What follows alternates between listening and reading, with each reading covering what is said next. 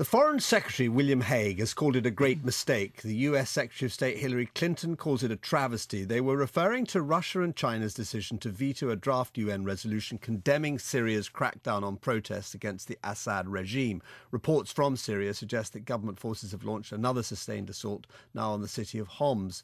Nabila Ramdani is a journalist and Middle East expert.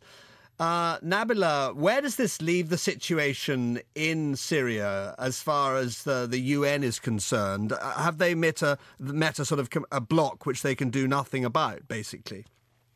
Well, I think the outcome of the UN veto on the al-Assad regime by the Chinese and Russia, of course, is that Assad is going to be delighted at this, and his cold-blooded cynicism will simply continue. And if anything, he feels emboldened in continuing his crackdown on what is now an armed insurgency that he's dealing with at home.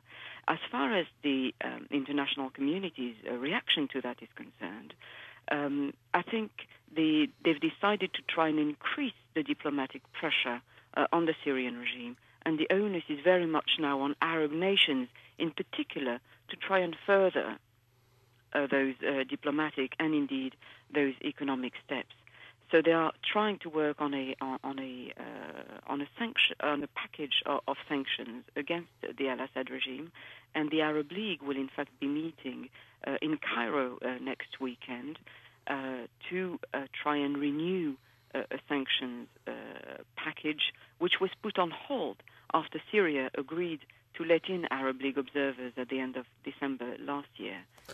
Assad does have some friends. I mean, I was reading, for instance, about the minority Christians in the country who've backed his regime because they're worried that they will be persecuted if a more obviously Islamic state is set up. Very much so, and it has to be said that not everybody in Syria, far from it, would like to see President Assad go.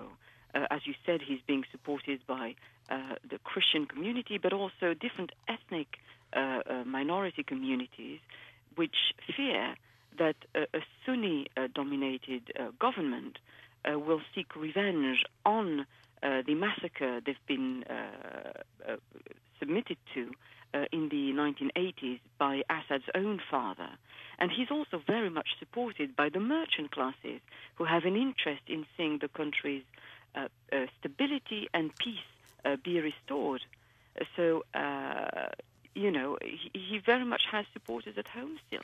Yeah, and talking of merchant classes, of course, the Russian support is largely based, isn't it, on trade, which is a big issue between the two countries. And, of course, China takes a fairly pragmatic approach to human rights when it comes to trade as well. That's what's driving this, isn't it?